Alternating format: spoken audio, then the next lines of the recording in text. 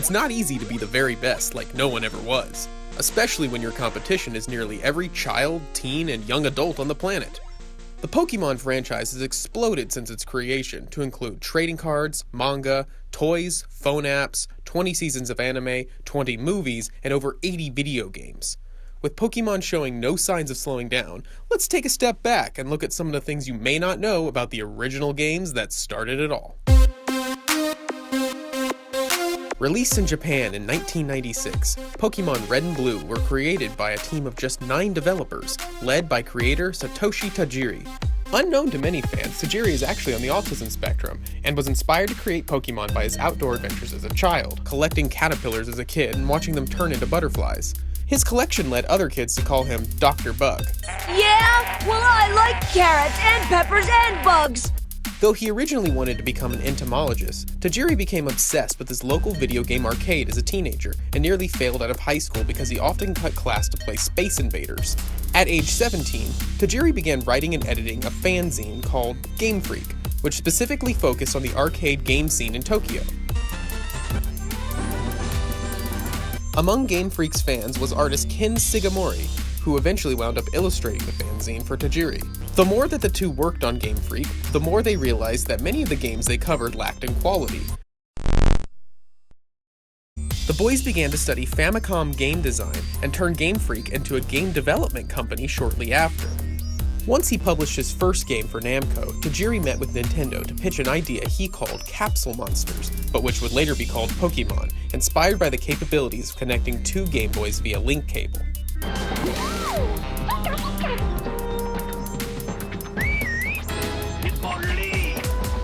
It took 6 years to produce and nearly bankrupted Game Freak in the process. Often, there was barely enough money to pay the employees. Luckily, the game was more than a success. It was a cultural phenomenon. The game's release in America inspired a town of Topeka, Kansas to be renamed to To-Pikachu for one day. The island of Niue released official $1 coins featuring the Pokémon Pikachu, Bulbasaur, Squirtle, and Charmander.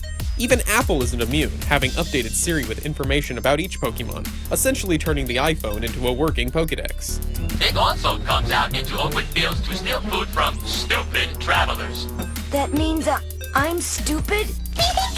Many ideas were tossed around during the development of the game that didn't make it into the final cut. Like future games, a female trainer was originally planned to be an option in Pokémon Red and Blue. Both male and female trainers would be able to collect badges that were worth more than prestige. Pokémon badges were originally designed as items with effects that could be used in battle, such as allowing a trainer to use rocks or bait outside of the Safari Zone. In addition to these gameplay mechanics, it seems that there may have been a different ending planned for the game as well. There is unused trainer data for Professor Oak in Pokémon Red and Blue, indicating that he was to be the final boss of the game. He can still be battled by using glitches and cheat codes, with a team comprised of Gyarados, Tauros, Executor, Arcanine, and the final form of the starter that neither you nor your rival chose. Though, this team may have been different had the game contained all of the Pokémon originally planned. The game had to be cut down from 190 Pokémon to 151, and some of those didn't start out the way we know and love. In the beta for the game, coughing and wheezing were called NY and LA respectively, and had vastly different sprites. Cubone, arguably one of the most tragic Pokémon in the game, was almost even more depressing with the name Orphan. That's not to say some strange details didn't make it into the game. For instance, the spiral pattern on the Pokémon Poliwag and its evolutions isn't just a design choice. It is their actual internal organs visible through translucent skin, a trait borrowed from real-life tadpoles in Costa Rica. Also borrowing from real life are the fighting-type Pokémon Hitmonchan and Hitmonlee, who are named after Jackie Chan and Bruce Lee, respectively. One of the more inspirational origins is that of Magikarp. Magikarp's evolution into the incredibly powerful Gyarados is based on a Chinese legend about carps who leapt up a waterfall over the Dragon's Gate in order to turn into dragons themselves. Magikarp has evolved into Gyarados! Gyarados? I miss Magikarp! It's worth checking out the Pokédex entries in every version of the game as well. The Pokédex entry for Slowbro in Pokémon Yellow version confirms a detail that is absent from Red or Blue. Slowbro is one of the only Pokémon in the series that can de-evolve.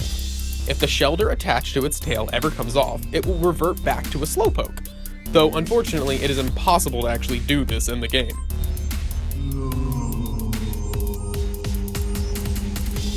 Pokémon Yellow contains a few more Easter eggs that are left out from the previous versions of the game.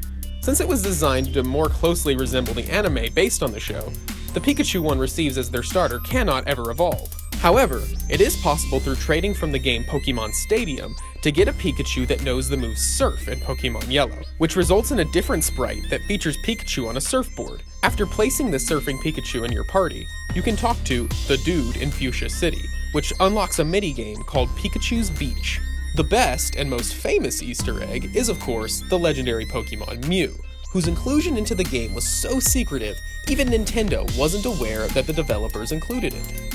In fact, after the game's release, no one was sure how or even if they would reveal Mew to the public, but luckily some dedicated fans found out about the Pokémon by examining the game's code. As with any game, however, some of the more interesting details were likely never meant to occur in the first place. The most well-known of these glitches is a Pokémon by the name of Missing No. It most often appears as a group of glitched pixels, but under special circumstances, it can also appear as a Kabutops fossil, Aerodactyl fossil, or the ghost from the Pokémon Tower in Lavender Town. Another glitch allows the player to bypass the Lavender Town ghost entirely. By simply showing it the Pokédoll, the game allows you to pass by the ghost without ever having to fetch the Silph Scope, ultimately saving the player from having to experience the horribly depressing Marowak side story. One of the more amusing features isn't so much a glitch as it is an oversight. A battle consisting of only Ditto can never end. The Ditto will transform into each other, constantly regaining its 5 PP each time for all eternity. Or at least until your Game Boy dies. That's it for this edition of Nerdy Facts Presents. Feel free to share our video or comment below on which of these 3 topics you'd like to see covered next.